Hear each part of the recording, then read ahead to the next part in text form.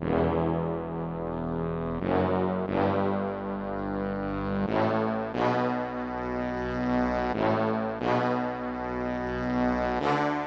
the game of the year, at least regular season, New Orleans, San Francisco. Chris Long, Ryan Russillo here on the Ryan Russillo podcast, part of the Ringer Network. A little college football. What can you do by yourself? Time travel, sports competition, and the rest of all the NFL stuff that you need, including Chris's idea of ranking the top 5 AFC teams. And wait until you hear his rankings. It's not the rankings that you want to hear. It's the rankings you need to hear.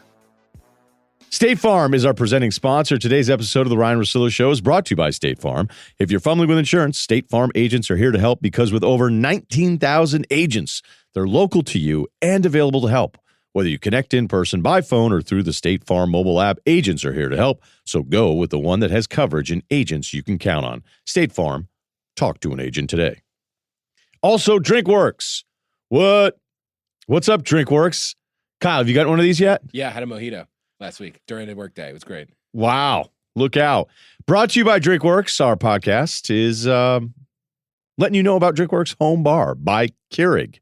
Much like a premium espresso machine, but it makes cocktails instead. DrinkWorks Home Bar pods are made with premium spirits, real ingredients, and natural flavors. I think my personal experience would relate mostly to the great taste of a bad mojito and a great mojito. You know, there's a lot of people out there just running around completely unsupervised, ill-trained, trying to surprise people, I guess.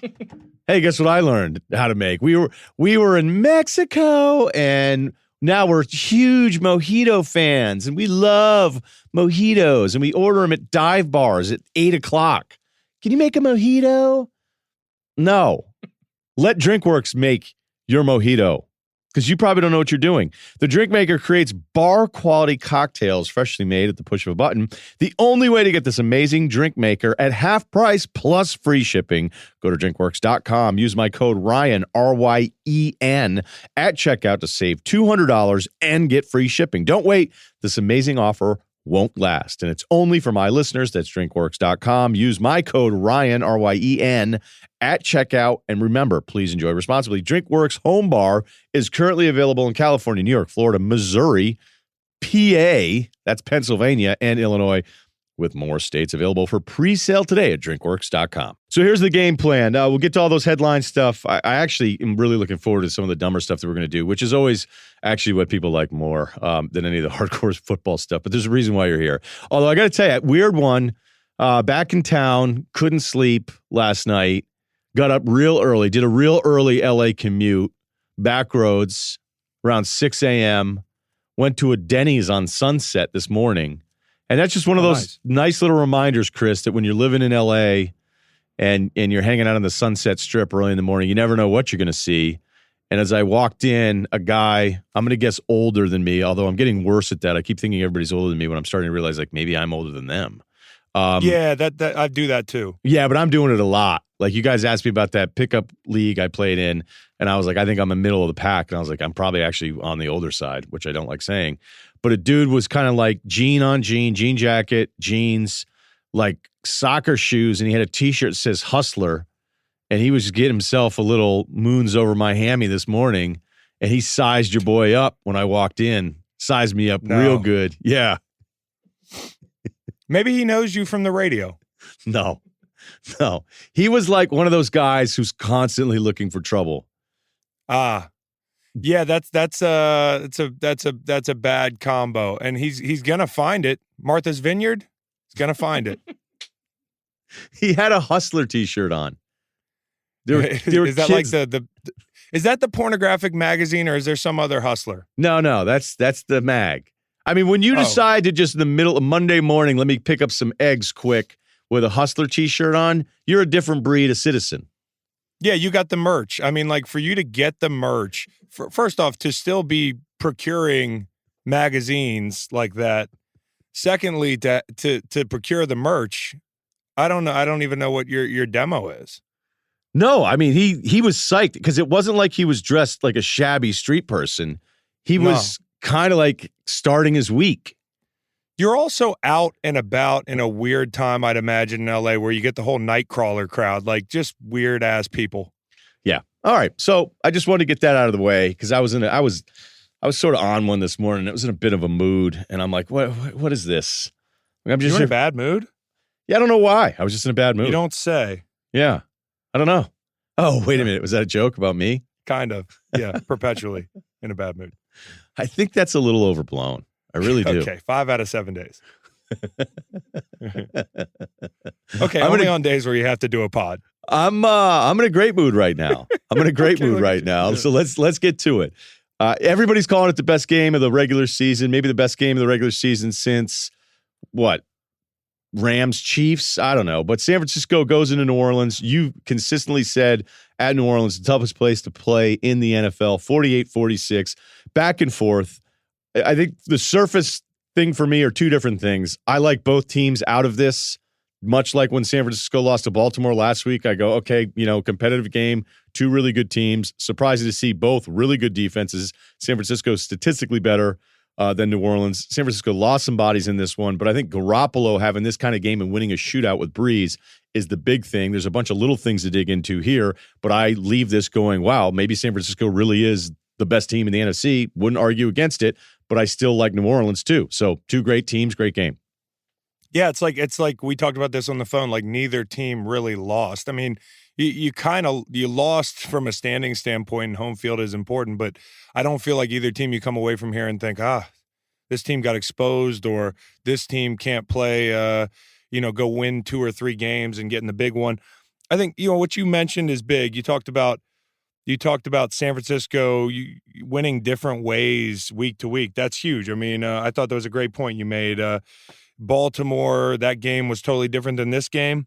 Couple things for me.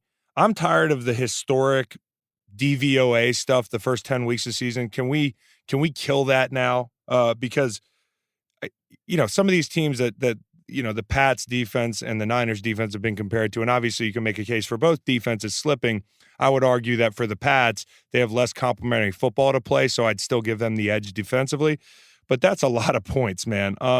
And yeah, if you like offense, that was very exciting. You had the Kittle play, which was emblematic of his entire game as a tight end. You had the superhuman stuff, but you also had at the front of the play, you had him playing fundamentally great football, stemming that defender inside, getting outside.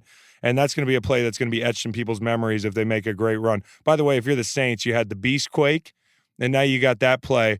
I think Saints defenders in big moments have been dragged about 100 yards in those type of plays. Holman. And then go ahead. No, I just was doing my Marshawn. Oh, yeah. Home. We can't say that on this program. Another big thing for me, which might have been the biggest, is you talk about Jimmy G, is not just the fact that he was good. The Niners found themselves down 20-7. They manufactured a shot to Sanders. That was a huge play. As soon as they made that play, I wrote down Jimmy G's biggest moment, the Niners' big moment, because to get punched in the mouth in the Superdome, that's not where you want to get punched in the mouth. That's not where you want to play from behind. Then they also had to do it again at 27-14 with a trick play. And they were down 16 to the Cards. So you took that 16 to the Cards thing with a grain of salt. They just did this in the hardest place to do it. 2 double-digit score deficits, and they punched back right away. So these are huge moments for the Niners, and they answered a lot of questions. Yeah, when you look at Garoppolo's game log, and Albert Breer pointed this out in Sports Illustrated, where it's like, hey, look, the knee was a certain way the first 4 weeks.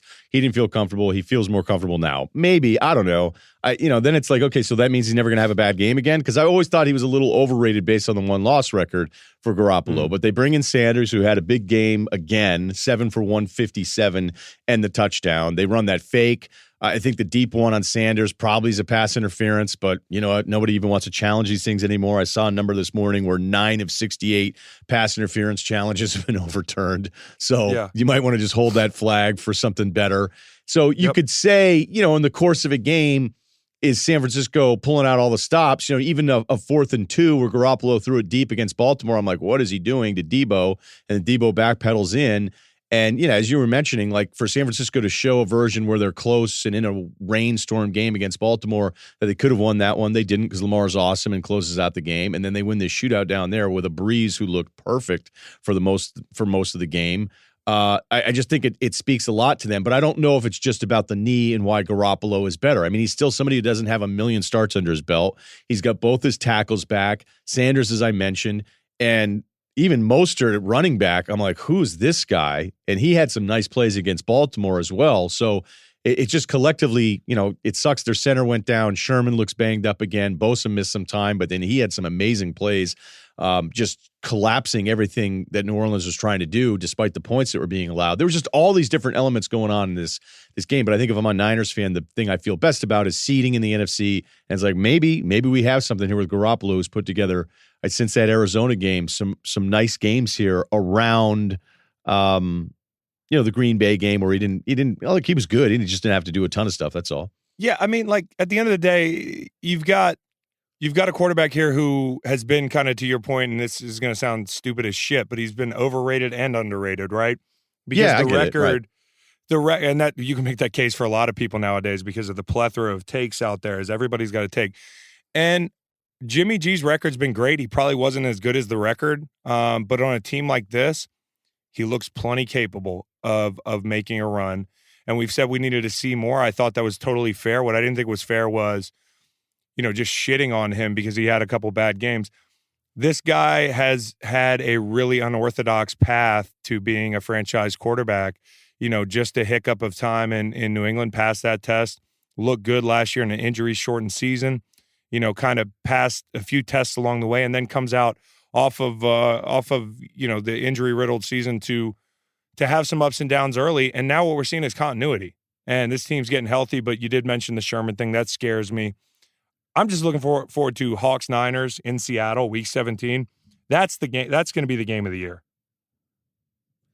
And looking at the Seahawks with all these close wins this year, and I know we'll get to their loss in L.A. last night where the Rams is like, wait a minute, are they back now? I just feel like San Francisco, like when you're a team, this is always the great thing about New England over the years. When you're a team that could adapt to the opponent, like that's scary because it just seems like so many teams have one game plan, one style. Like, do you feel like there have been times where different teams that you were on, no matter who you were personnel wise, you only had one gear, that coaches wouldn't want you deviating too much from whatever their basic philosophy was from August? I think really great coaches, and Shanahan is cementing himself as possibly the best play caller in the NFL. This was a masterclass thing for him yesterday. And on the other end of things, I think the Saints, I'm a little disappointed in that they're supposed to be so complete. And I guess you could say the same thing for the Niners defense, but I thought the Saints would show up better at home on defense. I think a lot of times coaches get really dogmatic and do their own, we're going to do what we do, and we're not worried about anything else. That's a bad attitude to have, even if you're an expert. And New England has never had that attitude. I think I talk about this often, the Patriot way. There's cultural guidelines that are relatively stringent, but you can morph into whoever you need to be to win. Now, of course, their abilities are limited right now in that respect, and we can get there. But the Niners doing this different ways, that's going to bode really well for them in the playoffs. I mean, this is, like you said, and I think it's a tremendous point. They're winning different ways, and teams that can go the distance have to be able to morph into different teams based on circumstances. And look, they're down, they come back, and then they're up 42-33 in their building, and then they blow that lead. And I don't even really call it like blown leads. It just is one of those games where I feel like it happens in college a lot, and the Big 12 takes a ton of heat for it. It's a Big 12 game. Right, but then there's SEC games where it gets wild. I was at Bama LSU, and it looks like Bama's being contained somewhat. And next thing you know, and I'm looking at some of the defensive linemen, and I go, I don't think these guys aren't talented. I think certain games you get so hyped up and they're so out of control that guys are just exhausted, and then there's no pass rush whatsoever, and then everybody's got all sorts of time, so people are running around wide open. If you do it every week, it means you suck on defense. That's not the case here, but I think some of these, have you been in games where you just go, hey, this isn't even about us right now. It's just, we're helpless over here. Oh, yeah. The Super Bowl in 2016. I mean, there was a time in that game where it felt like the length of my entire adult life that we didn't get a stop. And Tom Brady is just torching us. And I remember Lane Johnson came over to the D-line because they were 7-man protecting and getting the ball out quick. But we're the lead dogs, and we'd been hitting him. We hadn't really gotten to him. And, of course, Brandon Graham's big play, all we needed was one stop. You were into that, though. But Lane came over and was like, guys, can we just get one stop? And at that point, I'm like, you know what? You're absolutely fucking right. This game has completely become just offenses keeping up with each other. And anytime either team got a stop, it felt like the biggest deal in the world. And that was the kind of game this was. And of course, Chiefs Rams last year was much the same. Hey, when Lane says that to you as an offensive lineman, like, is there a way that he's delivering it where it's okay, where versus another guy who's delivering it, we'd be like, this isn't going over very well? A few things. It depends on the player making the statement. Had somebody who's not very good at their job come over to us in the biggest situation of our professional lives and told us we need to pick it up, I probably would have told him to fuck off and go worry about blocking, the Patriots. But Lane is as good a tackle as there is in the league. And I was going to say right tackle, but I really think he's that good. So, when you hear it from somebody who's performing, and yeah, the way you say it matters, but like, he's right. If you're right, it really doesn't matter who says it. All right. Look, I was asking because I was actually curious. No. I'm saying this like to anybody wondering, like, how do players take shit from each other? Like, it's not shit. We're trying to win a Super Bowl. So, and in big games like this, I mean, you see late in the season, you see more and more players on the sidelines getting into it with each other, and not even getting into it with each other. You have to understand, in a professional workplace, the tone, and I'm talking about like across America, the tone and the contents of a conversation, they can only be so intense. On a football field, what you see on TV on the sidelines, you better believe you're going to hear and see 3 or 4 times more intense and worse, depending on what you're looking at it, from what perspective you're looking at it, behind closed doors and in the locker room. So I think this stuff's all healthy, and we got off on a tangent there. But I want to talk about Kittle even more, because this guy, I mean, like at Iowa, his senior year, I think he had 22 receptions, 314 yards. Is that crazy? Yeah, I mean, that could be a little Iowa too at times, depending on what their offense looks like. I get that, and they had a crowded room, but like this guy, and props to Shanahan, who saw it early in his rookie season. And by the way, there were some good players in that San Francisco room as well. This guy's emerged, and here's what gives him an opportunity to be the best for a decade is, one, he can block. So when you look at like Kelsey or Ertz, they're tremendous. They're great players, but you take half the game out with those guys. I mean, like, they're great receivers, and there's no shade. Most tight ends don't block with authority anymore. And we saw it in the Baltimore game. He got ISO'd on that big run. In Baltimore, for instance, he wasn't having his best statistical game receiving, but he changed the game the way he blocked. And I thought he blew out his knee a couple weeks ago too. So I wasn't even sure how healthy he was in the Baltimore game. And that's the worry is with him. If I had one worry, is like, if you're saying the next decade where he's gonna land, I think he can go down with his ability. And this is not being overreactive, because you're seeing it over a 2-year sample size. If he stays healthy, and that's the biggest thing because of the recklessness with which he plays that we talked about, and it was embodied perfectly in that long run after the catch, he's got an opportunity to be up there. And I think about complete tight ends I've played against. There's very few over the last decade, 11 years that I played. Well, how like big of a deal is that though? Like when you're sitting there, especially as an edge guy, and you're thinking, he can seal or he can chip, and he can be giving you all sorts of things that you have to think about, where I'm sure the one-dimensional guys, like, immediately what they're going to be doing.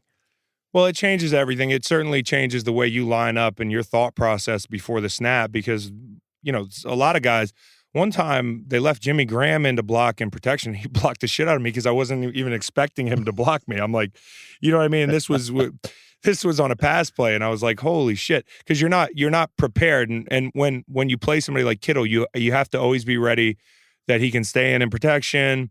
He can move you a little bit in the run game. And sometimes if you're blocking out on a 9, it's not even about widening him. It's about playing an angle and having a strong inside hand and turning him out and just getting that C gap a little bit bigger. I think a lot of times we look at like, oh, that's a great block. You got to move somebody and dump somebody. It's angles. It's manipulating body position. And I think that blocking element, and you talk about guys, I wrote some guys down that I thought in the last, Gronk, obviously, Martellus Bennett, who coincidentally was in New England as well, could block and catch. Rudolph, who not as good a blocker lately, but early in his career, a receiver and a blocker. Delaney Walker could do a lot of stuff. Jason Witten, obviously. Jason Witten was one of the best at getting his hands under.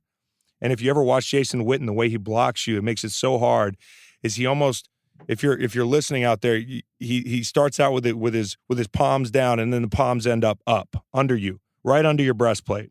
And it's a really unorthodox, tough position to be held. And also he's really good at holding and latching on when you try to get off blocks. So those are some great players that could block.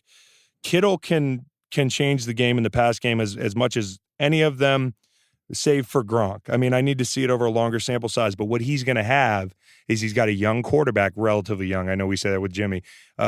He's not young, but Tony Gonzalez caught balls from like 15 quarterbacks. You know, it would have been scary to see the production he had. But what Tony couldn't do like Kittle could do is block, in my opinion. And that continuity over the next decade, hopefully, I don't want to get out ahead of ourselves here, but we're looking at a guy who's got an opportunity to do it all. And good call on Garoppolo, too. He's 28. It just feels like he just started because he did really just start playing. Yeah. No, he's not young, but there's some continuity. Remember how when you were a little kid and you had those action figures that were like connected by rubber bands inside their chest plate? Yeah. And the arms and whatever, and like you would leave them in the driveway, and your father might be like, "Hey, look, if you're gonna not respect you're your toys, dismember your action figures." Right. That's what I feel like Kittle is. Like Kittle's this action figure that I'm expecting that's gonna like have an arm ripped out at some point, but then it doesn't, and it just sort of bounces back, and like it's this toy that you're able to use forever. And there was something else. I think it was in the Baltimore game. Like he was on the sideline, he got all banged up with a couple guys. And he wasn't, you know how like some guys immediately, like the second the outside of a shoelace is touching the white and you step to them, they think that you've like insulted their entire family. Oh, and it's the worst. The sideline stuff is out of control. Everyone's flagged on the own team sideline. I pointed it out constantly because everybody freaks out and it's human nature. And the ref see guy in khaki there screaming like crazy, flag, flag, flag, and he gets the flag all the time. The Watkins thing yesterday. Well, there was Watkins and Gilmore. There was the Mahomes one where they were saying it was late and it had to be flagged, and you're like, wasn't. He was inbounds. Like if you're really out wasn't there, late. As Darren Woodson once told me when I argued with him about something, he was like, "You're on the field. Your foot's on the field. You live." You're absolutely live. And that's the problem is, yeah. So I was like, you know what? Once I heard that, I went, I'll never argue that side of it again. And Mahomes was inbound on that. Kittle got hit, and then like kind of was laughing about it. And then the other guy said something to him like, "No, we're not kidding." And Kittle like looked at him to be like, "Oh man, why are you like bummed out?" Like we're Kittle, dude. I love the guy's you know whole persona, bro. Like if there turns out to be something about him that is disappointing, I would be maximally disappointed because this cat seems like a guy you'd want to go drink beer with, you want to play football with, you'd probably trust him around your family. He seems dependable. I mean, like he's just he's a dude, man, and he's out there every week playing with reckless abandon. He just seems like a fun guy to play with. Yeah, we saw him. I think we were all together. I know I talked to him for a little bit. We were at the North Side there in Atlanta for Super Bowl week.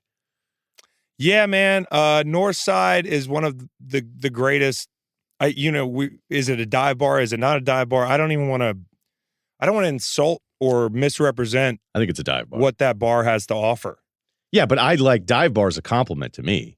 No, I know it is to me, but this is like this bar transcends the classification of dive bar and really any bar. It's one of the best bars I've ever been to. One of the best bars, and every time we were somewhere in Atlanta Super Bowl week, we'd all look at each other and be like, let's just go back to the North Side. And the first we're at this crowded party. You had to wait 10 hours to get in, like these ESPYs parties or what? Not the ESPYs, but these Super Bowl parties that, they're in these giant warehouses and it's basically like, yeah, wait an hour and then you can like see a celebrity. And then you're like, wait, I'm on TV. Why am I waiting an hour to get in here? Yeah. I look in the mirror. Happens every day. Look in the fucking mirror. Yeah, North Side, we walked in. The first night, I think the guys were like, "Hey, the next 20 minutes, we're going to play a song called Dreams." Heard of it? We were like, what? Like, did someone know that Chris and I were coming here? And it was perfect. Yeah, so Kittle was there. He was there, and I was talking to him, talking to Iowa with him, a little Waterloo. Shout out Cherry Creek. Shout out Waterloo. And yeah, all right. So I think we're good on that. We went too long on that. That's all right. Fine. So the But other you love that game. You love that game. So we had to. I do. Look, it was a lot of fun. We were going back and forth. All right, more with Chris wrapping up the week. But first, wanted to let you know that today's podcast is sponsored by ADT Commercial for Business. ADT Commercial serves businesses ranging from mid-sized organizations to large-scale enterprises. Think of them as a special team who has one focus, your business security. They provide a comprehensive line of security, fire, life safety, and risk management solutions, professional-grade systems for commercial-grade businesses. With ADT Commercial, every day is game day. Fortune 1000 companies rely on ADT Commercial for highly complex, scalable, integrated solutions that help solve their unique business challenges. And if you're looking for a partner to upgrade or take over the monitoring and service of your current system, ADT Commercial can help to painlessly install and maintain large-scale and multi-site businesses. They make it easy to switch providers. Their onboarding is predictable, dependable, and painless. Schedule a no-obligation security review with ADT Commercial for Business. No pain. That's good in sports and good in business security. Visit ADT.com/game day to learn more. That's ADT.com/game day. The Pats in Kansas City. Slightly. I like this game more. Okay, go ahead. Why? Well, I just thought just from everything, like, it was such a big deal. And, like, working backwards, you could feel it on that last drive. If you watch that last drive, I mean, it had, obviously, the equipment truck, which they almost had to forfeit the game. I don't know if that was exaggerated. That was high drama. The officiating was shit and probably cost the Patriots the game. And we can get into that in a second, which is now entertainment. As much as people hate it, they're talking about it. But that last drive, you could feel it, man. Like, it was a team that had lost twice to the Patriots last year, once as the 1 seed at home. I felt like when I watched that game last year, I said, if there's any time Andy Reid's going to get this done, it's now. And when they failed, I was like, I feel like they're never going to get it done. I feel bad. They also lost at Gillette last year. So you kind of feel like New England having Kansas City and Andy Reid's number was a thing, and you could feel it on that last drive. You had, Belichick, Brady scrambling for 17 yards, Bill getting more animated than I'd seen him all year, signaling a first down. Then you had the last play, and they're showing Andy on the sideline.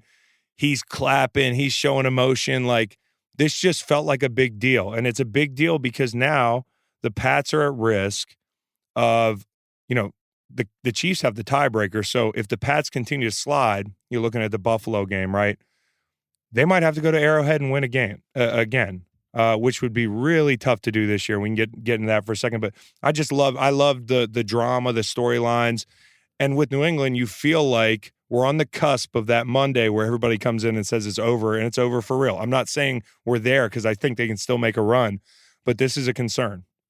All right, so we'll go over some numbers after the opening touchdown on the fake play. And I started thinking about this too. If your offense is bad, like below average to bad, would you be better off running trick plays every play? No. But credit to Josh McDaniels and Bill for signing off on it. Where they got a lot of their production was trick plays. And they did. And that's why when I look at people bitching about the officiating, bitch away. New England fans, I'm with you on this one. You were costed the game. You had the Kelsey forced fumble, which I thought we figured this out in the Rams game against the Saints. They fixed it pretty quickly because in the Saints-Seattle game the next week, they learned from it and they let to the not play blow continue. a whistle on the fumble, let them do But then whatever, they forgot. right? They got amnesia, and then you can't use your challenge on what could be a touchdown late in the game on the Myers play, I think, or it was the Harry. Harry was in, and that cost them 4 points, and they play that game totally differently at the end there. Because that call also, there was the PI. But the reason I say, like, pump the brakes on, I mean, I get that this game was probably lost because of that, but the reasons for concern are real. Look at everything that Kansas City had to do poorly for them to get back in the game.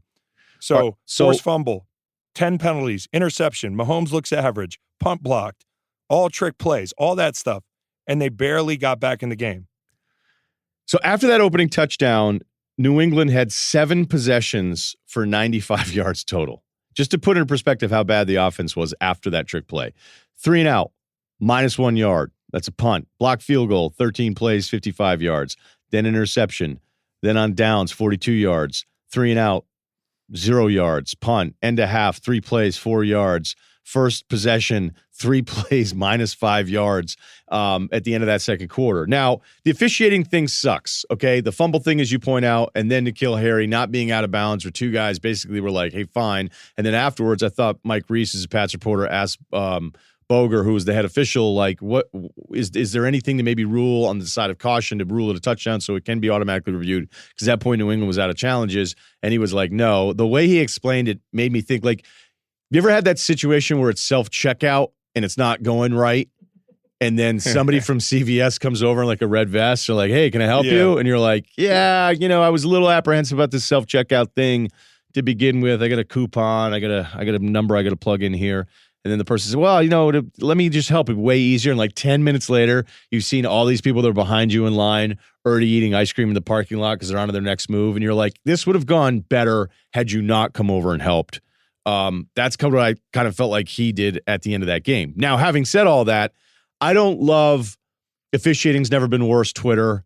I don't understand people that love football and spend their Sundays around it and then just want to tweet out officiating mistakes the whole time. New England got hooked up against Dallas on the tripping plays. I know it sucks. I know we're all selfish. I know no one actually sits there. This was more egregious. It was more egregious, but I don't believe in some version of this that's more perfect. And the more the NFL has voted on stuff every offseason to try to make it more right, the more I keep thinking they're screwing stuff up. So I know the calls suck, but the offense also sucks. And Brady now has four straight. He has 4 straight games of a QBR under 40, which is the worst stretch since 2006 when they first started tracking the stats. So that means there's probably a stretch that goes back even further if it's ever happened. Maybe it's a rookie year when they didn't let him pass very much. But he's playing his worst football. And it was an 11-5 team last year that had 3 losses by double digits for the first time in like a decade and a half.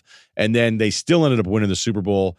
And I know we're all burned from the Chiefs game 5 years ago where, Belichick was asked by one guy, and it was one guy, by the way. People revisit this with a very tilted version of history where no one was suggesting Garoppolo was going to replace Brady, but one reporter kind of asked it that way, and Belichick looked at him. It was like gave him his Jesus Christ under his breath, I think, although Belichick's done it a few times. But this is trending in the direction where we would write everybody off. We'd write off any other team, any other quarterback. Any other team. We would write them all off, but we're also burnt because all of us at some point have probably gotten it wrong about when the end of this run is happening. And, look, the defense was great. They held the Chiefs to 97 yards, 3 points in the second half. I'm with you. Mahomes, shaky at times. Maybe it's the hand. They got x-rays. Yeah, afterwards. But go ahead. But that's crazy. I mean, the crazy, and you just made the point, like the defense was really still good. Yeah. Now where I didn't feel like, listen, the thing I don't agree with Pats fans on, and I really agree with them on the officiating. You have a gripe here, but again, the caveat here is your offense sucked yesterday. So, and it's also not 14 points on bad calls. The possessions are connected. That's the other thing too. Yeah, it's 4 points for sure. And who's to say that guy scores after that fumble recovery? I think there's a good chance, and it's egregious. But the thing I don't understand is you're going to boo these guys. You've been sitting there for 20 years in a lap of luxury, watching great football. And you're going to boo them. And okay, if you want to boo them because you have a high standard, that's great. But then when anybody else questions the dominance of the Pats or their ceiling this year, then it's off limits. So pick one. You can't boo them and then vehemently defend them almost like confrontationally if somebody questions that they're playing bad ball right now. They just are offensively. And you look at that Chiefs game last year. Take either Chiefs game, and this is what I'm worried about if they have to go there. Never mind going to beat Baltimore in Baltimore, which is going to be tough. If you have to go to Arrowhead or any of these places on the road, look at that game in the AFC Championship last year. By the way, it's a different team. They morphed into a running team. We know that. We know they had 48 carries for 176 yards, 4 touchdowns. We know they had 36 first downs. We know they had 350 yards passing, 524 yards total, 13 and 19 on third down, 45 minutes of time of possession, and they didn't get sacked. 11 blitzes and no sacks. And maybe that's part of the Chiefs' overcorrection, shipping their pass rushers out. But if you took the 2019 highs individually for their best games in all those categories and made a highlight game, it's still not as good as that game. It's still, week 1, they had 465 yards passing. That's kind of it. They scored 43 against the Dolphins, 33 against Washington, 33 against the Jets, and 35 against the Giants. Show me good teams. Their season high in rushing was against the Texans last week, which was kind of weird. They came out the first drive and were trying to pound it. They had 366 yards passing against the Steelers. All their best games individually, if you added them together, they're still not as good as that offensive performance, especially in the time possession and just asserting your asserting your will running the football. They don't have Devlin. They don't have Gronk. It's going to be harder to go on the road and win. And then the last thing here is, Rye, before we move on, because I know we're taking too much time here. Tom's trusting the receivers, man. He's got Myers like basically open on the 1 yard line on that fourth down, and he goes to Edelman. I don't blame him necessarily, but you look at the last couple of weeks, these guys haven't been in the right places. So even if guys are open, sometimes Tom's not looking at them because he doesn't trust them necessarily. No, and when he bails on somebody, it's over. You know that. I've watched it long enough that once he doesn't trust you to make it. I mean, N'Keal Harry had two snaps, and still one of them should have been a touchdown. And he was facing pressure, and the Edelman throw was still a good throw, and it was a great play by the defensive back. And I think Myers was short. He was short of the goal line. It would have taken a lot maybe to gotten over there. I don't know. Look, man. Yeah, but it wasn't in goal, was it? It was to the 1, I think. Yeah, you're right. You're right. So look, this team could run the football. They got better running the football last year. This year, your yards per carry for the Patriots, they're only better than the Bears, the Dolphins, and the Jets. And the Jets block like they hate their running backs. So, and Rye, it's not like they haven't gone on the road to beat a 1 seed. They did it in 01, 04, 06, and 19. I'm not saying it can't happen, but do the math right now. We'll get to this when we rank the AFC teams, but I think that there are some things. I was watching ESPN this morning, and people were like, "How is this team 10 wins? How is this team 10 wins?" You go, "Okay, but this is a very good way to kind of close these two games that we've talked about." San Francisco was on this epic run. Their schedule was weak, and we weren't sure because you don't give San Francisco the benefit of the doubt the way you give New England the benefit of the doubt. Those are the rules. It's very simple. New England had played a really easy schedule. And let's not forget, they had Josh Gordon. They had Antonio Brown in the mix. They probably felt like they were still okay at tight end. And I think that's why Belichick was furious about getting rid of Antonio Brown, which honestly, that guy, are we going to do another weekly update on the Pats not re-signing him? He only makes fun of the owner's sex life every single week on Instagram. So I think Brown's probably, it's safe to go ahead and rule him out for the next 3 weeks as well. But that's the difference, is their defense has always been good. Now you worry about the Pats defense feeling like, do we have enough from this offense here? And, going back and look at some of these games, you're like, New England got all these wins because before they were playing bad teams, but we didn't worry about it, where we still held San Francisco to a different standard because the equity wasn't built up. And points go down in the playoffs. They always do, like the Super Bowl in 16, or especially in the Super Bowl, as you look at them, points generally go down. The Eagles Super Bowl, that was an outlier, so it's not like I forgot that one. But you say the records, I mean, the Cardinals and the team in Washington have the same amount of wins. Like, I feel like those places are in different – they're at different levels right now if you're a fan. I mean, the Jags and Falcons have the same wins. The Titans have the same amount of wins as a bunch of teams, and I would argue that they're much better than them all. I mean, because you can't look at things like that. The quarterbacks change. Everything's changed. And the Chargers and Broncos are 5-8, and they're awesome. So there you go. All right, let's go best and worst plane rides. Okay, San Francisco's the best. Easy. I mean, right, game of the year. You always get those charbroiled oysters outside the bus area. I remember that being the only thing that could cheer me up after we lost like 47-7 in the regular season last year. Those oysters are terrific. Maybe you sneak some what Hurricanes, the New Orleans drinks on the plane, and you're going west, so you're going to get home earlier. The only thing that sucks is when you get home in San Francisco and you live in San Jose, I don't know what you do in San Jose. I don't know San Jose at all, so I'm not your guy for that one.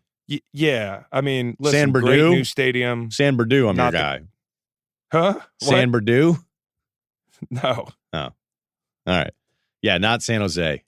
Can't be so bad. Joe Thornton, Big Joe Thornton. Listen, I like San Jose, but I'm just saying San Francisco is an awesome place, and that would be, if you're a Niners player, I wonder how much guys go out in San Fran, because that's tantalizingly close. But with the traffic and the commute, like, you get home from a big win like that, you're like, the boys want to go out, but it's an hour away. You guys probably figure it out. But maybe an Uber XL for you guys Yeah. and split it up, Venmo each other the difference. Yeah. I'm going to go ahead with the Chiefs. It was a offside snap away from you being in the Super Bowl, and it's the first under 25 quarterback to win at Foxborough against Bill and Brady. So That's crazy, right? yeah. So a little revenge with the way the other games have gone there. And, Mahomes, the hand thing is worth it because it was obviously bothering him. You and I were talking off the phone, and I just wanted to make sure that we were on the same. But like Mahomes, this is not walking boot Ben here. This is Mahomes, who clearly something was off there and was part of the game. You don't want to. Yeah, Mahomes isn't the type of guy that would fake something. And listen, it looked like it got better as the game went on. They could have shot it up at half. Yeah, a lot of times they'll shoot things up with Novocaine, or I don't know, like the stuff you get when you go to the dentist. They just fire that shit right in your hand. I'm gonna go Colts as the worst plane ride. The season's over. You got the Tampa Bay punter punting balls at the most badass guy on your team. Should have gone out and avenged Quentin Nelson. The season's over. Vinatieri's by the on way, IR. So for those that don't understand, Quentin Nelson was going through some warm-up, like just snap stuff, and he wasn't even in a shell or anything. He was just in long-sleeve stuff, and a couple punts like zinged by his way. So like he went down to their end of the Tampa side and started yelling at the guys, then punted the ball back at him. What's protocol there? Because I've been on the field pregame, and there's stuff flying all over the place. No doubt. That's also a guy that I'm pretty sure I don't want to punt the ball near during the game. So whatever your pregame, whatever your norms are, maybe adjust them when Quentin Nelson's warming up. By the way, is he one of the only guys that looks bigger outside of pads? Unbelievable. Wasn't that weird? He's like a refrigerator. There was a refrigerator with legs walking up to a punter in the NFL yesterday with bad intentions, bro. I was going, how did he get bigger? He doesn't even have his pads on. So it's insane, dude. There you go. Some of the heaviest hands of anybody I've played against. He came around on a pole, and like when you're a defensive end and the tackle blocks down, my key is to look inside, but I'm not thinking like, okay, it's going to be the off ball, or it's going to be the offside guard, or it's going to be a fullback. I just react. And at the last second, I was like, oh shit. I remember how quickly in my mind I came to the realization. I was like, okay, there's a puller. Okay, it's Quentin Nelson. Oh, yeah, that's the rookie is really good. Holy shit. And I'm like, I'm hopping for 2 yards, and I've never felt a man just move me like that. This guy is like, his hands are like bricks. Yeah, he's going to be good for a long time. Worst ride, if it's not the Colts, could be the Dolphins, but they get to go back to Miami. That's not always the ruling on the year. I think Seahawks going into the Rams, just home away from home, the Coliseum. Pete Carroll, hey, a lot of great memories. That game wasn't a game. It really wasn't a game. You want to give me a little on Rams Seahawks here instead of using it somewhere a little bit later? Let's do that. Absolutely. I think you got to take a grain of salt with this win. I mean, if you remember before the slide, LA played really well up in Seattle offensively. Everett, who wasn't there last night, the tight end, went for some crazy amount of yardage. Higbee went for over 100 again. And so, coming off that Cardinals win last week where Higbee got the ball every other play, you're like, okay, McVay, he's counterpunching now. Like, there's a few things McVay did, and he's been on not the chopping block as far as being an innovator, but one thing we've wondered is, can a guy who's really good at designing schemes and doing things on the front end in-flight adjust? He's never really had to do that in his career, and he seems to be doing it. I mean, like, I think what has a lot to do with it is the reshuffling of the offensive line. That might be the first domino. And part of that is, and some of that was inadvertent. Some of that is running more inside zone. Collinsworth mentioned that last night, getting downhill with Todd. And some of that is getting the ball to tight ends. Tight ends and getting in more 12 sets, which is one back, two tight ends for those of y'all listening. Like, that opens things up for McVay a lot. And Goff he's not really a domino, because I still think Goff's the same guy, but Goff is hitting open receivers. If you watch who he's hitting, he's 1 for 3 for 5 into tight windows last night, and 2 for 5 for 28 the last two weeks. So I don't know if he's changed a bunch, but Seattle is one of the worst teams in the league guarding tight ends. They gave up 116 to Higbee last night. They, 50 to Rudolph and a touchdown the week before, and then 91 to Ertz. So this is kind of not a shock to me. I wouldn't have seen it going this way, but grain of salt. The Rams are counterpunching, and sometimes a bad loss late in the season is good. Collinsworth mentioned that too. I can't believe I'm pumping him twice in a minute, but he mentioned that as well. 2 Collinsworth pumps per segment right there. You can't go 3 pumps. All right, but Collinsworth makes good point. The Gurley thing, though, is, and I've made this joke before. I mean, it's going to be 2025. We'll be doing a pod and be like, all right, I think this might be the week. He's not the same. The numbers from last year are actually better than you would think, though, as they kept flashing those up the entire time, because I still don't think, I mean, clearly, like, he fell off, but he had moments last night. That looked better. And if I were going to do any kind of zag here, because you seem to be going, let's just see how this goes. The fact that Goff doesn't look like a disaster like he did against Pittsburgh when the team had 4 turnovers against Mason Rudolph and scored 12 points in their building. You're like, what is the problem with this team? The Baltimore loss at home, I can even give you a pass on that one as just this phenomenon that is Lamar and going, what the hell is this? And guys just not being ready until they're out in the field and seeing it. But they beat the Bears. They've had these 2 good games back to back. The fact that Goff doesn't look like a disaster and maybe the O-line is now competitive is just enough to think that I'm not saying they're back, look out Super Bowl, but hope that this season isn't going to end up with these guys at like 7-9, you know? And here's what we do as fans prior to and now previous like weeks, by the way. As a podcast guy. Yeah, you are. I've learned the hard way that you can't ride the wave with these quarterbacks because there's so many dips. And, if you look across the league, offensive production and quarterback play, it fluctuates. But we do know this, that with McVay, Goff's ceiling is raised to where it couldn't be without him. And a lot of his success is predicated on these longer developing routes that you can't get to if the play action's not going. And if the run game's not going, you don't have the play action. And if the offensive line's not stabilized, you don't have time for him to throw. And last night he wasn't sacked. I mean, so that was a really big deal, and he hasn't been sacked a lot lately at all. So another thing is Donald and Fowler have become as good a 1-2 punch inside and out as there is in the league. They help each other. If you looked at their plays they made last night, there was an element of assistance from the guy next to the other guy on each play. So like Fowler beating the tackle inside and kind of picking the guard and just disrupting everything so Donald can get upfield and get a sack. And then Donald's disruption creates one for Fowler and vice versa. So for Seattle, I'm not too concerned. I think they live dangerously. That's the biggest concern. There's no new concern. The Penny thing, did he come back in the game? Rashad Penny, did you see? No, I don't think he did. So that's a big deal. I mean, this is a big deal because your ace is Carson, who we all agree is really good, but he fits perfectly in Seattle because he puts the ball on the turf a lot and kind of fits that mantra of like, hey, you don't know what you're going to get week to week with us. And in a big moment in the playoffs, you need a Penny who had been developing as a good option for them in the last 3 weeks. I'd keep an eye on that injury. You said Procise came in. He hadn't been on the field in like 7 weeks with them, and they fumbled the exchange on a read play right away. So this stuff is important, and we'll keep an eye on that. We have Baltimore's win at Buffalo, the top 5 AFC. But before we do that, let's do some college football. I want to talk some college ball because Chris was on location scouting the ACC title game, and I was not. Let me ask you, though, is there anything better than watching football?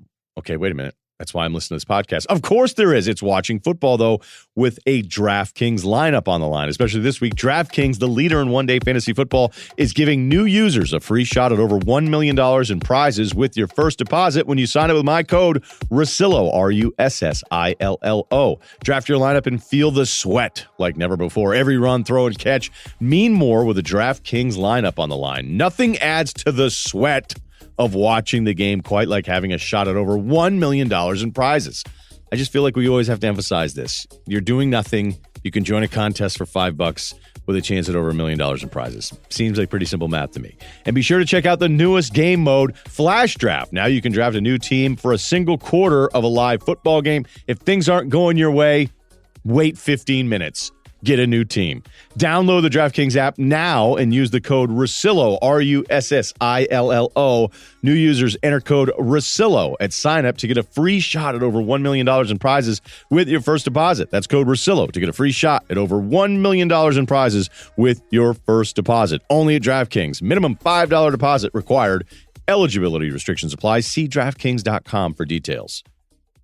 Okay, you were at the ACC title game. I was not. don't remember the game. Really? What happened there? Where were you? Were you in the fans? Well, no, I was in the stands, but I was on the sidelines before the game. So we played Clemson, and listen, we're in the Orange Bowl against Florida. I'm pretty freaking happy. Clemson is like an SEC team in the ACC, and probably at some positions more impressive than most, if not all, of the places in the SEC. This kid, number 11, walked by me, Simmons, the ACC Defensive Player of the Year, and this fucker is big, bro. I was like, okay, at first, because I forgot who he was, I go, oh, yeah, he's a defensive lineman in a skill number, but he was way too skilled to look like a D lineman. And I was like, okay, he's probably a DB. Oh, yeah, that's the Simmons kid. But I was blown away by the fact that he does not look like a safety, and he doesn't look like a corner. Like, he looks like he's just this avatar, bro. And they had a bunch of guys like that. You know, their skills were too much for us. Their skill guys, you know, first of all, ETN gets no love. I think he's like a first down per touch. Every time their receivers get out and get open, I don't think anyone's ever going to be able to tackle them. It's just this group. Now, look, nobody is honestly, they're close, but Alabama's receivers are the greatest group I think I've ever seen on one team at one point. But there's just something about Clemson's guys. I don't know if it's the orange. I don't know if it's their size. It might be the orange. But every time they'll get a little separation, I just thought, like, no way. Like, is anybody ever going to be able to tackle those guys? I do want to give your guy just a little bit of love, because what Bryce Perkins goes through over the course of 60 minutes, you could argue it wouldn't be fun for anyone. And it's you said it last week. I can't believe it's like Buddy Lee, dude. I can't believe he's held up like he has. But we knew going into that one, that was like, that's kind of fun in a way, because there was no pressure on you except you get up. No. I don't think anybody, I mean, I can't speak for the players, but I know everybody saw it as a great opportunity. And I'm only speaking for, as a fan, and I went down with 5 college teammates, and that whole thing was fun. It was also fun to sit in the stands, and I'll get to that in a second. But like, I don't go down there like, yeah, we're beating Clemson. We're going down there to show how much progress we've made as a program. Bronco has done a great job. The win total has increased every year. One of 3 teams in the NCAA to increase win totals over 3 years. I forget the other ones, but they're good. They're good programs. And Bronco has, like, this guy is out in the Mountain West, like, recruiting guys who just came off missions, is now doing this in the 757. That's, Tidewater area, Virginia, the South. I mean, it's just different. I'm really impressed, man. I'm excited about it. And Orange Bowl, that looks like it's in my family's future as a New Year's destination. So your boy gets a nice warm weather trip. It was nice and cold. I got to sit next to a bunch of Clemson fans who had no clue who I was. Not that I'm anybody, but they were kind of talking shit. There was a guy in a Clemson jacket, like a Clemson blazer, that was like, he told me to move out of the seats because somebody else was in them and nobody was in them. And he just wanted you to move to prove a point. Well, after we tied it up at 7-7, I don't know if he was concerned or he had gotten tired of hearing us. Our seats were like 2 rows down. And he said this to a group of like 5 pro football players. And this guy he wasn't like mad, but he was just like, hey, I need you to move. Like, there's some people. And I joked with him. I'm like, I go, well, you getting nervous now, which obviously is kind of a joke. And he's like, because there had just been a fan cam that came by, and I guess we were in the background. He was like, at least you got to be on TV, man. And I was like, motherfucker, I played in this stadium. like what? And there was a guy sitting in front of me with a Clemson wedding ring on. I don't know if that's a thing they do there, but it was like literally an orange. I want to do that. Yeah, an orange rubber wedding ring with the paw on there. Kyle's dying right now. Is he? Kyle's losing his mind. He can't believe. Also, is there a more ugly? And by the way, most Clemson fans were really cool. And I had heard otherwise. But is there? I loved my time at Clemson, so I don't have a bad word to say about them. Yeah, it was really cool. It was cool to be a fan on the road. I've never gone and supported my favorite team on the road as an adult, and I got to see how that dynamic. Like after the game, everybody saw at the bar, "Hey, great win. You guys are awesome. Great win. Spread the good vibes." Like I'm not going to be arguing over amateur athletes drunk at a bar. I'm just not doing it. Yeah, when you say it that way, it doesn't sound like a great thing to do, to get drunk and argue about teenagers and 21-year-olds. But, look, you have it from a different perspective, man. You have it from I mean, a guy who just stopped playing, played in big Yeah. games. I would immediately, though, like if I went to Clemson or didn't go to Clemson, had Clemson gear on and recognized a bunch of UVA players that also played in the NFL, I wouldn't have a lot of great comebacks. I just wouldn't. Like I wouldn't be sitting there up 28-7 going, how's it feel? You know, because I honestly, you could be like, do you know how it feels? Because you don't know how it feels. Because you have no idea how it feels, but I don't want to go there. No. I'm trying to play by the rules. I got the normal playbook of a fan of a college football team, and I'm not going to pull out any extra shit because I used to play ball. All right.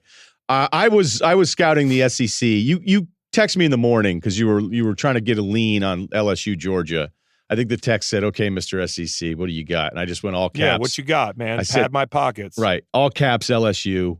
And it was weird because I wasn't even remotely like I just didn't feel like Georgia could hang with LSU, and they couldn't. And we can talk about injuries to receivers. And I'll tell you, like that Georgia game, I don't know that I've ever seen a game where I felt like there was a player from Georgia down like every 3 snaps.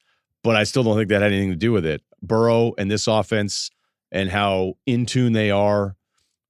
Like they're putting up 30. Now they could lose to Ohio State. They could lose to Clemson, but no one's shutting them down. And as far as everything I was trying to tell everyone about LSU's defense all year long was that it's not this defense that can't get stops.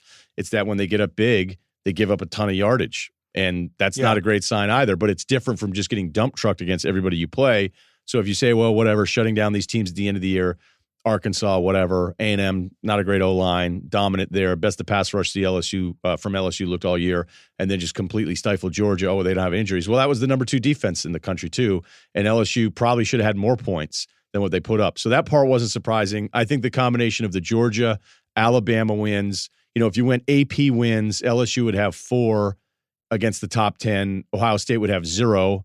But if you went by the college football rankings, like you can move all this stuff around. If I'm an Ohio State fan, I already know how I'm going to do it. If I'm putting up a Fox graphic and I want Ohio State to be the 1 seed, which it seems that they want it again this year, I know how I would do it. And I could make the same arguments for LSU. I don't know if LSU's better than Ohio State. I don't know if they're better than Clemson.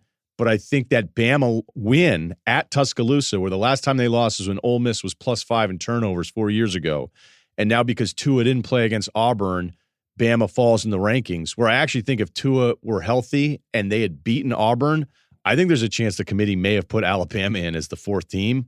I just think that the committee, as close as it was, those 2 wins, I think are better than any one win that Ohio State has. But then again, Ohio State fans are just going to say, hey, the top 25 right now, Ohio State has more wins against them. And I get that too. So I think it was really, really close, but I thought LSU was deserving. And I'm telling you, this defense is not as bad statistically as people were trying to make it out to be for about 6 weeks this season. Listen, and I don't know about all that because I'm just a businessman when it comes to college football. And you helped me pad the old pockets this weekend, so I appreciate that. I was leaning LSU -7. In fact, I felt so good about it, I took a nap during the game because, and that sounds terrible to say as a football fan, but if you're in Charlotte with 5 buddies and we intend to go, till 4 or 5 in the morning. Hard. Like, I need that nap in the afternoon. Another thing is, like, our Airbnb had this Roku shit, and I have no idea how to work that, and I just gave up after 5 minutes, packed a dip, and went to sleep at 5 in the afternoon. So that was a weird wake-up before heading to the stadium. By the way, when you just said you're going to go until 4 or 5, Kyle just bounced up like a kitten. Why? Like, what does he think? Like, I can't do that anymore? No, he's so proud of you.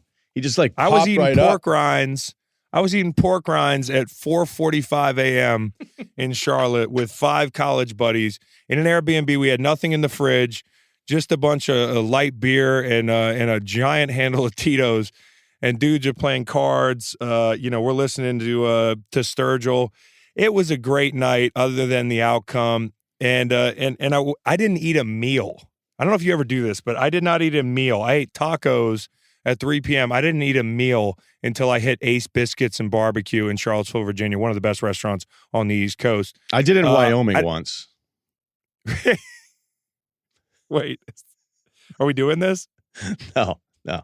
We'll do it some other time. It's not a big deal. We'll do it some other time. Yeah. But we have too much content today. We'll do it on the lighter. When you have a bunch of beers and college buddies, not only do you not have enough time it's a waste of time to go eat at a restaurant. No, it isn't, kids. Don't listen to him. Never go out. These guys are enormous. These guys are all 250, 260. Do not, unless you're over 250, eat before you go out. I cannot express this enough. I had a stadium dinner. You want to know what that consists of? A pretzel. Oh yeah. And a popcorn. And I do not like pretzels, but I wasn't eating a Papa John's. Wait, because your political beliefs or the way the slices No, look? at first it was like I just had this vision of homeboy from Papa John's looking like his blood pressure was about to burst, his tomato-looking face just wide open, and the fact that he sounded like one of those robots, the robot voices they put over. I can't believe that guy's voice sounds like that. Well, what was it? 40 pizzas in 30 nights? Something like that? Yeah, it was, and they weren't personal pizzas.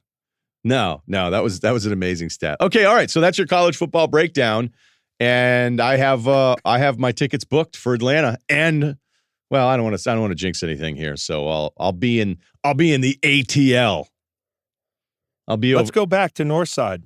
That's right. My hotel's going to be in Buckhead, so I think it's right on the way from out of the city to where I'll be staying. So I will file the papers with Megan, my wonderful wife, this afternoon. Let her know that. Well, how about we just do this and we say, hey, we're going. Yeah. We say we're going, and if she doesn't say anything, that means she doesn't listen to the pod. Perfect. And you know what? She should feel bad. It makes sense because Saturday will be the game, and then Sunday it's a research day. Let's plan football, on that. And then we do a live pod, and we'll do it from the north side. We'll just sit in the back, and they won't know that we're live. We should do a live pod from the north side. And here's the deal. This is the beauty of it. I can bring this up the day before, and if Meg, my lovely wife, doesn't say anything, that means she doesn't listen to the pod. I love this plan. Don't say I didn't tell you. That's a plan. This is not sanctioned by Northside. They don't know what's happening. So, all right. Okay, so no one knows that this is happening, including my family. So this led us to a different conversation. We'll have a little fun here. But I will argue no one has done more solo of anybody you know. I mean, sure, people in prison are by themselves a lot. And I always make the joke about not having friends. I actually have a lot of friends. I just don't seem to live near any of them enough. But you were what? How did this? Oh, it happened because there were fireworks. No, it happened because somebody saw. So somebody texted me last night. It was like, tell your boy Russillo, I hope he enjoyed the fireworks in Manhattan Beach. And I'm like, I wonder who Russillo went to the fireworks with. And then this morning I was like, did you enjoy those fireworks? And you were like, yeah, I was just kind of dribbling a basketball alone, walking by the fireworks. I went to go play some hoops, and they shut the court during fireworks celebrations. This is how I sound, what too, a I think. sad story. So I'm just imagining you dribbling a basketball in an A shirt on a walk street in Manhattan Beach, like all sad, and there's fireworks going off. And then you're like, oh, fuck it, I got a beach towel. Honestly, that's exactly what happened. That's exactly what happened. I always try to get out of the house a little bit. Like after the second slate of games on Sunday, I get a little antsy, and I just kind of want to get out of the house or just do something, a little sweat. I'd already worked out in the morning, obviously. And so I'm like, let me run down to the park. I'll run down to Oak Live or Live Oak. It's called Live Oak. I don't know why I did Oak Live. Mm-hmm. And I'll get some shots up. I'll get a little sweat. I hit pause on the Ram Seahawks channel. So I was like, we'll be ready to go, and I can get all caught up. It's like a quicker way of me. I'm just trying to be more efficient. And the fireworks are going off. It's this huge Christmas celebration. And the thing is, I love Christmas, okay? I loved it as a kid. And now, like, because everybody's separated and everything, nothing's really locked in. I just kind of know, like, I'm going to the East Coast for a little while, then I'll probably just be back watching basketball, and I probably have a couple work projects I'm going to do around it. I'm not asking for sympathy from anybody. But on the fireworks side of it, I'm like, all right, I don't want to go to the fireworks by myself. Like, I'm not going to walk around Manhattan Beach in the Strand and like post up and watch fireworks. So let me go play some hoops solo. Not being a public figure. Right. And, look, favorite thing to do in the world, listen to rap, get shots up. All right. Favorite thing ever. So that's my plan. I've got a little ghost face going, Daytona 500. I'm all fired up. I'm dribbling through the streets even. And then I get there and it's all closed.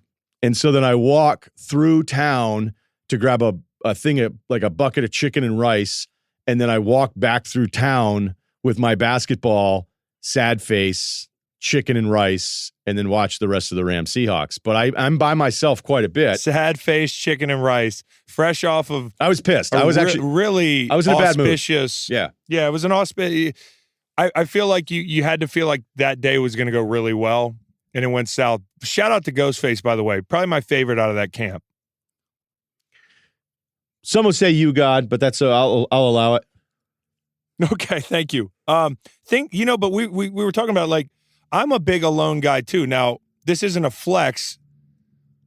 I'm not being fucked up here. I have a family of 3, so I don't have to do things alone, but I enjoy doing things alone. I have always legitimately been a very social loner in a way. Like, I can be antisocial depending on where I am, not want to talk to anybody. I can really like to talk to people, but mostly I just like to go and be by myself. I enjoy going to the movies alone. I enjoy going to eat dinner alone. When you go and eat dinner alone, though, hot tip, don't get a table because you look like you're fucking weird. Sit at the bar. Really? Yeah, I like sitting at the bar, talking to the bartender, eating a nice meal, because everybody's in a rush to go be on the main floor and look like a hot shot. Go to a steakhouse and eat at the bar. It's the best feeling in the world. I like going to concerts alone. Like, I started thinking about it. I was like doing a list of things I'd rather do alone. And I started to wonder if I like doing anything with other people. Like, would you have enjoyed Willie Nelson more if I wasn't there? After that friend of yours said that he was overrated, yeah, I kind of wanted to suspend you for the entire weekend. That was him the day after. Oh, no. That was Sunday, because that was a Sunday show. Because that's why. Yeah, that was before the that was at your Sharks Cove. Right, because that's when we ended at the North End, and you and I both did an Irish, like, hey, let's watch Game of Thrones, because it's tomorrow's Monday. We can't drink anymore. Yeah, our weekend is over. Our weekend is over, and let's just pretend we're not. And we were at North End, and we were like, all right, see you later.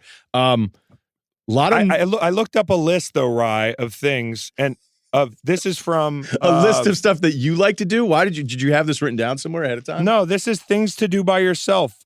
This is from a publication called Women's Day. I Googled search things you can do alone, and I don't think it's disqualifying that this is a magazine that's aimed at women readers.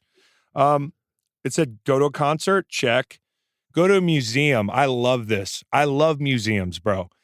And it's funny, my mom who would come to like all my games and like away games and stuff, she's so low maintenance. So like she just get to the city and go on like a museum tour. Even if it was like a city with no museums, she could find a museum in like, I mean, I'm sure there's museums in Minneapolis, but she could find a museum in Detroit. I'm talking about some cultured shit. She could find something to do, and I got that from her. Like, I'd go anywhere. I'd like to hit the La Brea Tar Pits solo. Like, that sounds good to me. It's right down the street. It actually doesn't look that great. I drove by it the other day. I'm a big fan of that salad place called awesome. Mixed. You think the La Brea Tar Pits are awesome? Because I'm going to tell you right now, I don't think they are. I eat lunch over there. You're stuck in the mud on this one, buddy. Hey, by the way, the Michigan Science Center, Motown Museum, the Henry Ford Museum. Okay. Dawson Great Lakes Museum, Ford Piquette. Oh, I'm taking it back. They got Green Bay. The museum's in Appleton and Green Bay. Kyle, can you get on the museum stuff? Because I have the most solo. Like, look, if I didn't eat by myself, I wouldn't eat. Like people that can't eat by themselves. And I'm with you on the bar thing. Like, actually, you know what's kind of great is if you are with somebody and it's busy and then the person you're with is so cool, you're like, do you mind just doing the bar steak? And then we get a move on. Mm-hmm. And if that person's down with that, it's like the best thing ever. But I'll get a table by myself. You don't want to be at a club alone, Rye. Club alone is bad. Yeah, club alone is really bad. But again, when all of your friends are married, no, it's too late. No, I've already made that mistake. You start looking like you're either selling cocaine or you're there to be very clandestine in some other way that I don't want to mention. No. Another thing on this list is gazing at the stars, which teach yourself an instrument. Go kayaking. Who teaches themselves an instrument with a wife? That would be the worst. That would be the worst. Kayaking. Now they're just saying stuff. The good news is here, laying on the beach is one, and technically that's what you did last night to watch the fireworks. I didn't. I walked through town sad with a bucket of chicken. my favorite Ryan. Whatever. Sad, basketball toting, bucket of chicken toting, muscle bound, a shirt wearing after 6 p.m. because he was just shooting hoops, gazing at fireworks. It's like, can we get somebody to commission a painting? If it weren't for the muscles, you would have thought I was 15 years old. Except for I had a hat on too, so you wouldn't be able to tell. All right, I have the worst solo one ever though. I've been to Disney World 6 times solo. 5 times were for the NBA draft pre-camp thing, which actually makes sense. And then another time I went to host a thing with Joe Namath, which we've been over before. But when you're by yourself in your late 30s, I think I was late 30s at that point, and you're at the pool, the family vacation pool, and you're by yourself reading like Liar's Poker, like parents are like, what is this? Yeah, that's like being at the club late at night. You're like, you're on everybody. You should be on a government watch list for going to Disney World alone multiple times. I actually agree with you. I can't say that that's inaccurate. I mean, there are explanations for every visit, specifically, hey, last minute, Princess Tower, Yacht Club. And it's funny too, because I went out a little bit because I was like, I got to see what this is like. And those corporate retreat things, they go so hard. They go so hard that I was like, I got to get out of here. You don't want to be around the people going hard on those corporate retreat things because most of them are there to live a different life for a weekend. And that's scary. I sat off to the side. When somebody looks at a weekend like this is my opportunity to live a different life, it's dangerous. I'm not like my Disney World comp is, I'm not going to say which county fair because I could incriminate myself. And maybe I'm doing that, but there's got to be like a statute of limitations. Like I used to go like to spark one up in the parking lot after hours when the rides are still illuminated. And of course I'm talking about the Devil's Lettuce, with the backdrop of like Ferris wheels and all the lights and stuff. But I make sure there's no kids there anymore. It's like after closing, right? But that's like maximum red flag. Like somebody sees you in a parking lot sparking a J at a county fair, even if it's after hours, you look like you should be on all types of lists. And I can certainly identify with feeling awkward about that one. That's a big risk reward there. The reward is huge. Okay. The risk? Yeah, bracelets. Well, so you're like place between the pines. I felt like you Uncle were like Rico and like some guy who's going to get just jumped for looking like a sex offender when I'm just trying to like sit there and I don't know what it is. Lights. I don't know what it is when a fair comes to town, but it changes the whole demographic of a town off big time. Like there was Carnies. there was a fair that was pretty, regular. It was kind of like a big deal in one of these smaller hick towns that I lived in for a little stretch. And it was like, easy. Well, look, whatever. I can say that because I lived there. I was a taxpayer, And people say you're in one of these like make-believe liberal states now. Yeah, but I may be paying taxes in multiple states right now, so everybody can back off. Right. Okay, so yeah, solo carnival / fair, J lighting, right at or closing. 6 times solo Disney World champion Ryan Russillo. Hey, what's how sketchy is a Carney's night out after shutting down the Ferris wheel? The turn the lights off. Where do you go? How sketchy does that night get? Trailers. Those guys all have trailers, man. They don't go to. Have you seen Place Between the Pines? What's sketchier, like one of those North Dakota work camps or Carney's trailers after a long night? See, I think the work camp isn't as sketchy because that's kind of your home base and it's connected to your revenue, where these carnies just roll in to a town and then they know we might not be back here in a year. I don't think that storyline wasn't that far off from Gosling. He shows back up to town with his dirt bike. He's got a kid. Have you seen Wind River, though? I have seen Wind River. Yeah. Now you just made it serious. Yeah, that camp is really bad. But by the way, the dude in there that was in, I forget his name. He's a terrific actor. The guy who I hated. Yeah, the Punisher. He was Shane in The Walking Dead. Yeah, John Berthine. Yeah. He kept referencing a place in California in that movie in Wind River. He was going to take the girl to, where was it? Somewhere outside of San Bernardino where they had these orange groves, right? San Bernardino? I have no idea. But for people listening, if you remember, he mentions a place in California. I had a buddy who was at an orange grove in that place in real life and ran into the cat. He only mentioned it because he actually like lives there or spends a lot of time there. Yeah, John Bernthal. Sorry. Yep. I had that one wrong. I ran into him at a spot. I didn't say anything. Well, I wouldn't talk to Shane. I'm so scarred from how fucked up he was to Rick in that show. So he could be the nicest guy in the world. He could be a humanitarian. I always feel a certain way about Shane. All right. And now it's time for the State Farm Safe Bet of the Week. You can count on the Arizona Cardinals. Hey, look, I've been on fire on these things. I think I've gotten every one of them right except for one. So I'm going to try to make it even more difficult. And I'm picking Arizona to get the win at home against a Cleveland Browns team that I still thought in these last 2 weeks would show us something. And they haven't really shown us anything despite getting the win against the Cincinnati team that we know is terrible. Arizona. So let's take a look at the resume. They are losing a lot of games. They have 3 wins against Cincinnati, Atlanta, and the Giants.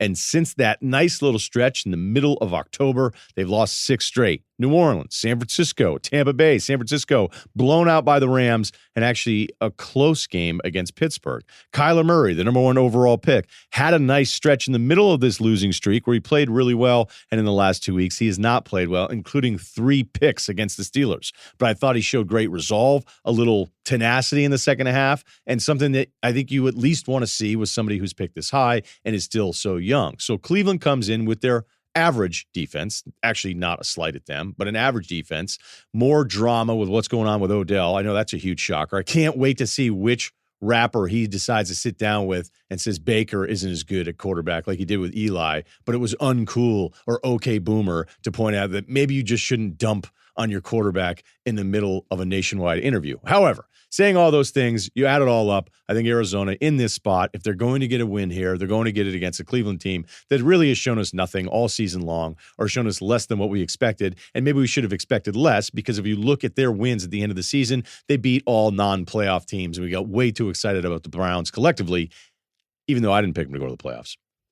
If you're fumbling with insurance, State Farm agents are here to help because with over 19,000 agents, they're local to you and available to help, whether you connect in person, by phone, or through the State Farm mobile app. Agents are here to help, so go with the one that has coverage and agents you can count on. State Farm. Talk to an agent today.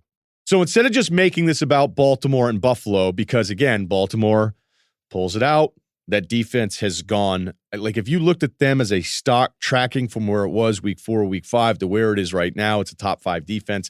That's a remarkable improvement. There's some of these weighted metrics that you can go out there and look at, and they have figured this thing out. And Lamar doesn't have to be perfect, which is, I think, the scariest thing. Is like, okay, is he just running all over everybody? No. Buffalo did a good job defensively. Lamar hits on a couple plays, gets you a couple more runs. Their defense holds at the end. Maybe a little overreaction to Josh Allen here, but let's wrap this whole thing into how you see Baltimore and then maybe the top 5 teams in the AFC, because you brought it up as an idea for the pod, and it's way harder or maybe perhaps more controversial than people would think. Yeah, it is controversial. You're going to step on a lot of people's feelings here. You know, all anybody does is rank like the top 5, like power rankings. It's really hard to rank the top 5 teams in the AFC, and what made me think of it was Tennessee, who I'm now a fanboy of Tennessee. I used to hate Tennessee. Like, I just hated everything about them. I hated their uniforms. They made me hate Ring of Fire. No, they couldn't make me hate Folsom Prison because they play that every time they would score at that stadium. I used to hate Ryan Tannehill. Like, really just not like him. I love the guy. Why didn't you not? What was it, personal? He bumped into me on the sideline once, like gave me a shoulder after a play. I ran him out of bounds. I'm like, what the fuck are you doing? Did you say that like, to him? You're a quarterback. Yeah, I was like, you're a quarterback. Like, what did he say? Like, I forget. He just looked at me and like kind of like smiled. But anyways, I love the Titans now.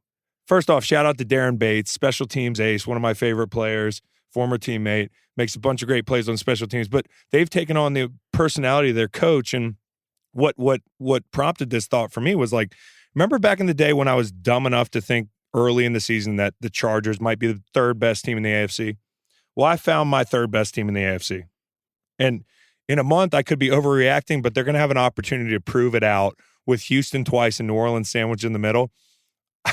The way they played lately, they're averaging north of 30 points a game.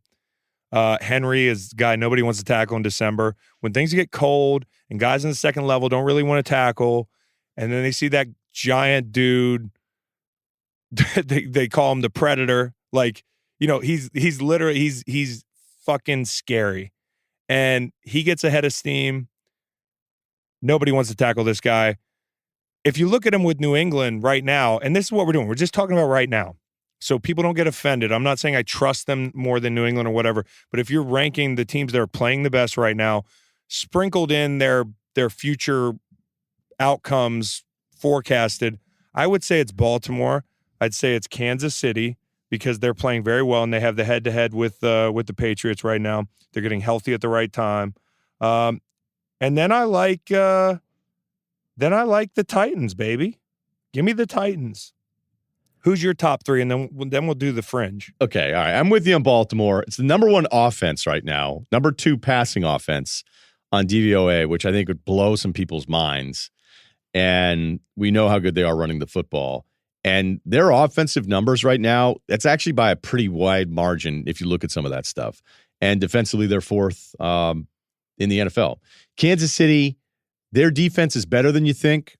And I'm not saying that just off the New England thing, but that's 3 straight opponents they've held to under 20. I know the Titans got them on that weird field goal game about 4 weeks ago, but I feel like they're getting their guys back after having a really brutal stretch of injuries, in the middle of the season. Matt Moore going up against Green Bay, but they were missing like 5 or 6 other important players.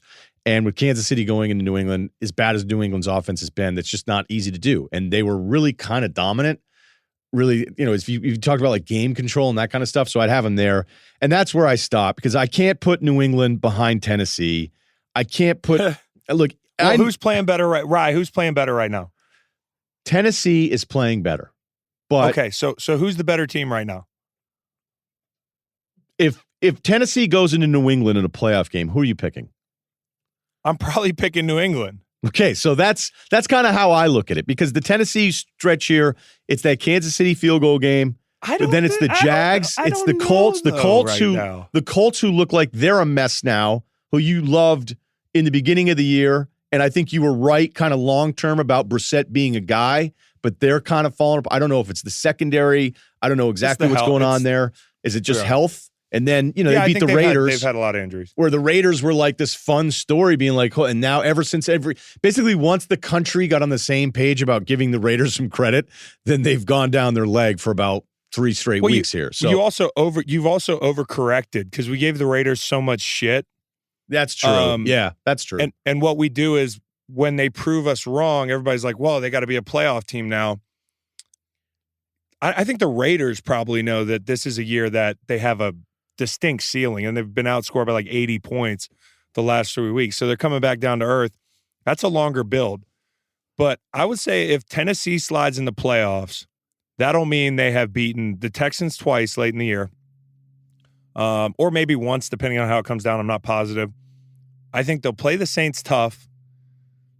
They got to go to New England. I mean, what are you putting the line at? I know you're not a gambler, but there would be so much action still on the Patriots that it would probably, unless New England still looks really rough but still has enough wins to host a playoff game. I don't know if Vegas would do one of those stinky lines where they're begging you to take New England, but I would think they'd have so much action in New England they'd have to put it close to a touchdown still anyway. I think 6 would be relatively realistic right now. The way I'm saying, because if the Tennessee Titans are in the playoffs, and you asked me about this, if they go to Foxborough, of course I trust Bill and Tom over Tannehill and Vrabel, but I'm also saying that if the Titans get in, and this is a separate discussion, if they get in and have to play the Patriots, that means they're surging, and they'll be one of the hottest teams to go into the playoffs in the last 5-10 years. And one of the scariest teams. But the reason I don't trust Houston is because they have these bad blowout losses. I know the Ravens are the Ravens, but I'd feel a lot better if that was a 31-17 game. Obviously Drew Lock, by the way, Elway might have finally got one right, but also I think that had as much to do with Houston not doing the right things. Lock looked good. Denver, who took the Vikings to task, not to get off topic, and then blew the lead, had the same situation in Houston. I just think Houston's too streaky. And the Bills, who I've been down on, they're still a team that's going to be in every game because of that defense. So whatever you think on the fringes, but right now, and this is what this is a power ranking, because if the Pats started 0-4 in a season, you're not going to put them higher than they deserve to be because it's right now. I have even before. with the legacy effect. No, I have right before. now. I've left him in my top 5, 1 and 2 to start a season, I think. Okay. Well, yeah, I mean, that's pretty early, but I would say this, like Tennessee is playing better than New England right now. Right, but I don't think Tennessee's defense is that good. And it's really important to like look at Buffalo and go defensively, that feels like that's going to travel anywhere that they go. And there's a weird, like as much as each week is its own thing and this league is week to week, there are certain things that I'll look at like pattern-wise going, okay, so let me get this straight.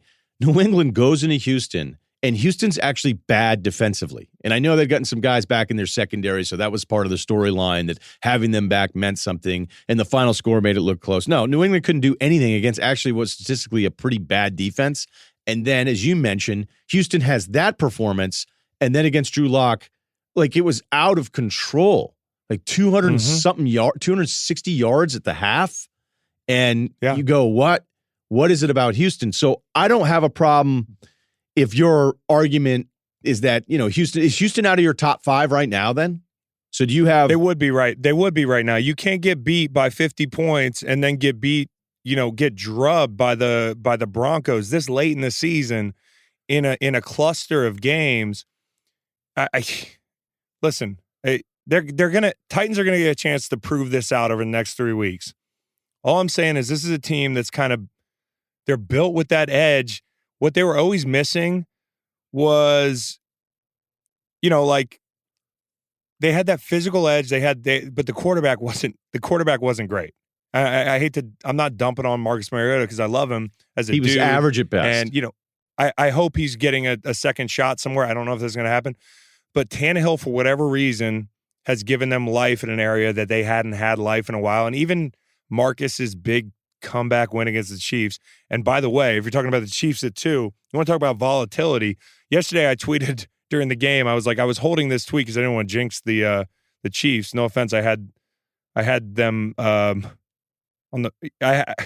had them minus or plus 3.5. So I wasn't trying to jinx them, but the only way they lose that game is fumbles and ball security. And right as I'm going to tweet it, Kelsey fumbles. Shady's holding the ball out. McCoy like it's a loaf of bread. You got another dude. They got a punt blocked, and somebody else is like, "Oh, by the way, it's not just that; it's the Andy Reid play calling in the second half," which is a great point. Andy Reid, he's scary with a lead, and that's why I worry about them in the playoffs. That penchant for implosion. So let me get this straight. Then your top 5 are Baltimore, KC, Tennessee, New England. If I was an AFC, New England, and then Buffalo. And Buffalo. If I was an AFC team right now, and this is what this because I know the Ringer is going to put this on a social media thing with the trumpets in the background. Yeah. And I'm going to be so fucking excited because I'm going to have a bunch of people in my mentions talking shit. Like I fucking care. I like to respond, but do I care? No. If you wanted to play a team right now, who are you more afraid of right now, Tennessee or New England? The way those two teams are playing. We're not talking about the playoffs. We're ranking the 5 best teams right now. I can't tell you that New England's playing better than Tennessee, but I can also tell you that New England went through their they finally went through their tougher stretch. So even though Houston is high and low all over the place, their high is a very capable thing, and they're playing a primetime game at their place. That's after, finally playing Baltimore. That's after, having to host Kansas City. So that's even with Dallas, who I guess, I don't know, does Dallas suck now? I guess Dallas kind of sucks, but it's still Dallas on like the late game slot in bad conditions. So we knew New England's schedule was easy. I'm just not ready. I'm not ready to put them like 5th in the AFC. No, That's I'm all. not. I just can't do it yet. And by no means am I saying New England can't win a Super Bowl. Like, this is the coolest thing about this year. It is wide open as I can remember it ever being. And Absolutely. So that's what's cool. And if Tennessee slides in to address your argument that, hey, in Foxborough, Tennessee, and by the way, Tennessee beat them last year handily at the end of the year. Crushed I think them. it was in Tennessee. Yeah. But if they get there and play New England up in Foxborough, that means they'll play really well the next 3 weeks, which we can revisit this. If you were to go through how many teams could win the Super Bowl this year, Baltimore, yes. New England, I think if New England at the end of this, they were 11-5 last year with those bad losses, and you're like, oh, they won the Super Bowl again.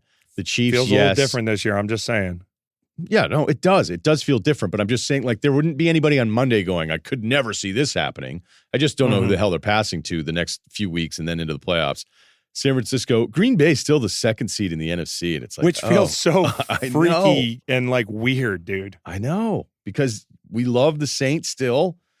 Seattle, okay, fine, they lose a game. They've won a ton of one-possession games. Your Minnesota Vikings, and the Rams are out. And then the in the hunt Bears, the 8 seed right there. Okay, final thing before we say goodbye today.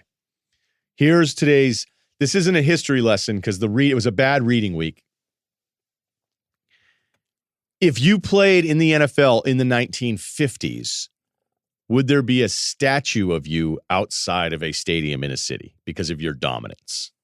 Yeah, well, the whole conversation here is, if a pretty good player, really good player, pretty good player, I don't give a fuck what you think. Like, whatever you think of me the last 10, 11 years, pretty good player.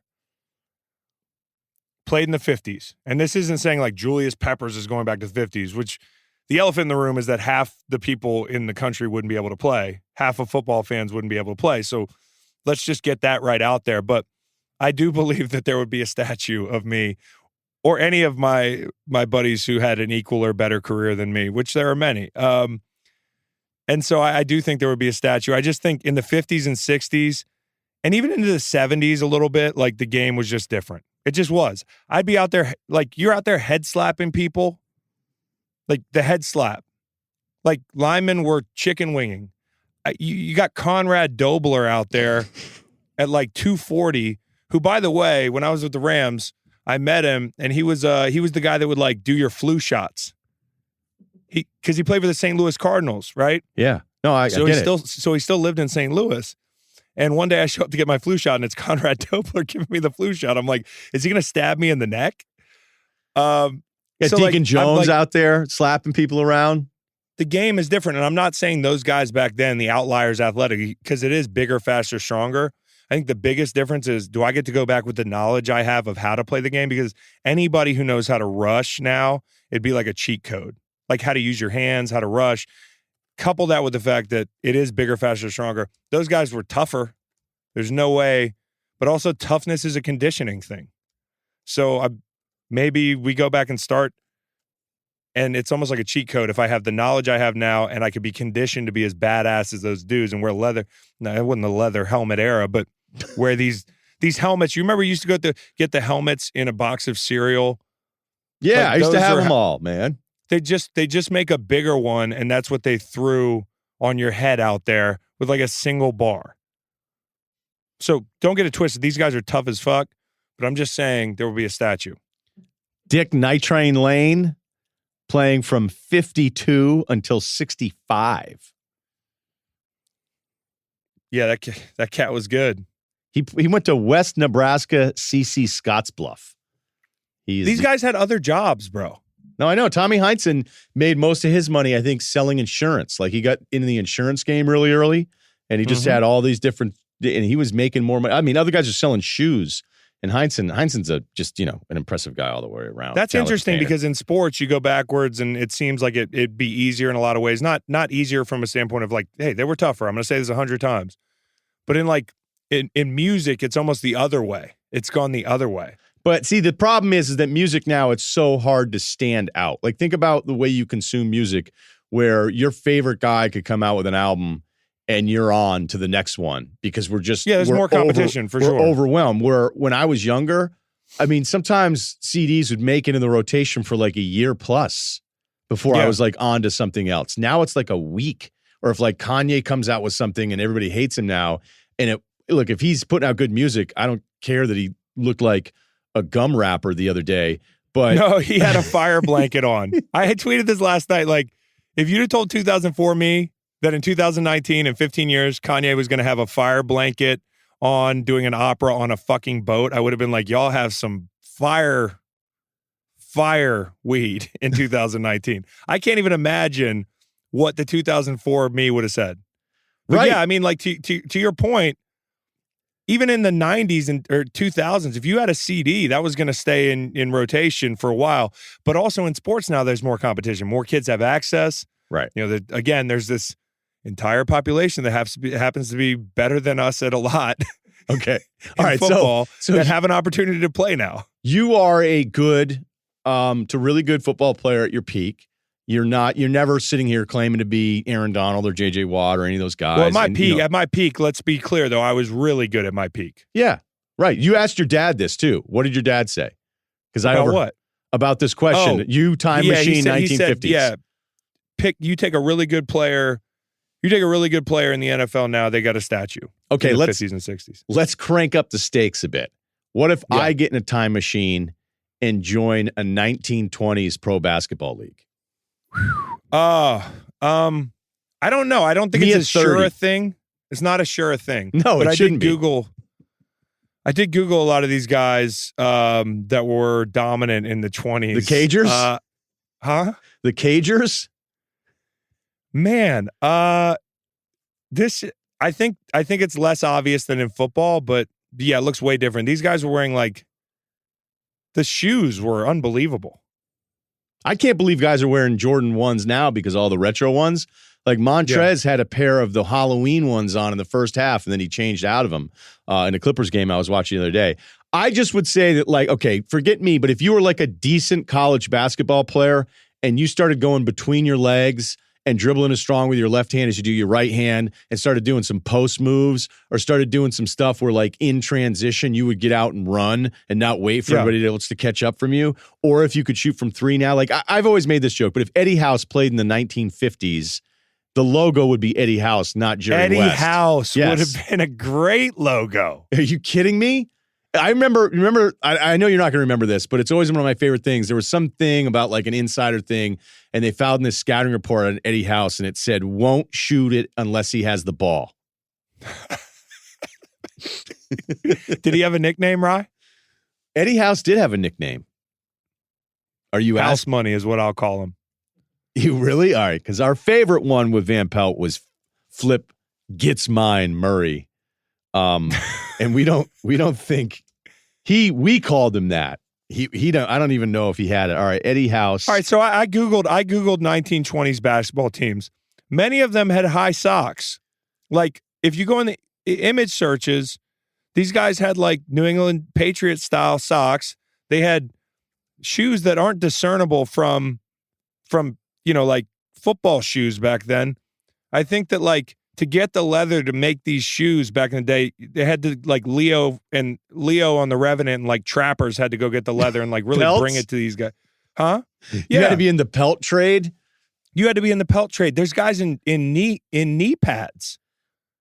Were you falling on your knees? Oh, it was really violent. If you go back and look at some of the stuff, the ball possession on an out of bounds was determined over who grabbed it first. So every time the ball went outside of the lines, it was a live ball and a fumble in a football game. So guys are killing each other, and then people who'd go to the games would get mauled, and it was infamous for fights between players and people in the crowd. So it was Malice at the Palace all the time. All the time. Pre-Jake LaMotta, with a bunch of dudes that looked like Jake LaMotta just drilling each other. That's it. And I think that's just the way olden days were back then. Just olden days, it didn't matter. I mean, baseball fields, the outfield was kind of where the crowd was until they started putting walls up. I think the Harlem Globetrotters beat an NBA team in 48. Yeah, that makes sense, though, because the NBA thing didn't really take off until... Well, because they weren't allowing some of the best athletes on the planet. Oh, well, yeah. I mean, that goes without saying. But I'm just saying, I'm looking at some of these 1920s basketball. We could do an entire pod on this. We could and we should. But that's basketballs look like footballs. Oh yeah, Round I mean it was footballs. really bad. Yeah, it was really bad. They look like medicine balls at a LA Fitness. Think how stupid it is at the beginning because I was looking it up again with Naismith, and they wanted to call it Naismith game, and he was like, "How about we just call it basketball instead?" Which would have been really weird. We're like, "Welcome to the NBA Naismith game finals." Right, that'd be so weird. But what's Russillo into? Is he like the NFL? No, he's more of a Naismith guy. Naismith game guy. That'd be so weird. So weird. But to think how weird it is that it took him a couple years to be like, why don't we cut the bottoms of these baskets out? Like Had that to took retrieve? that took years. At first, they had a guy go up on a ladder and grab the ball, and it was a soccer ball. No. Yeah, and then they put a hole in the bottom. And the funny is, no, they put a hole in, so they put a stick and push the ball out through the peach basket. But That makes sense. right. But to think about, like, at no point did someone go, "Hey, why don't we just cut the whole bottom of the thing out so the ball falls through?" No, we're gonna do Or the it stick cre- and It- whole It thing. definitely created more jobs because you had a guy for the stick. You had a guy. I mean, it's a foreign concept to me. I had no idea. I'm not a basketball historian. I love Naismith game. It's one of my Naismith game. favorites. That'll do it for us. You can follow him at Joel91. Make sure you check out all of the work on Chalk Media. What do you guys got going on this week? Got to check with my people. Hey, Cowboy Reed, who we doing an interview with this week? Posting. Ooh, Michael Strahan. He's a good one. Ooh, stray questions. Had a long sit down with Strahan over the summer, and we're going to post it this week. Also, Greenlight is going to be on Wednesday morning and Saturday morning as usual. Stanford Steve's been killer on the picks. By the way, I felt really good about this. He's definitely better than me. I went 6-0 2 weeks ago. He went 0-6. I felt really good. Nice. We'll end it on that high note. We will But be he's way back. better. We will be back next Monday, and then I will got some stuff going on traveling, but I'll have pods out Wednesday and Friday. We'll talk to you next week.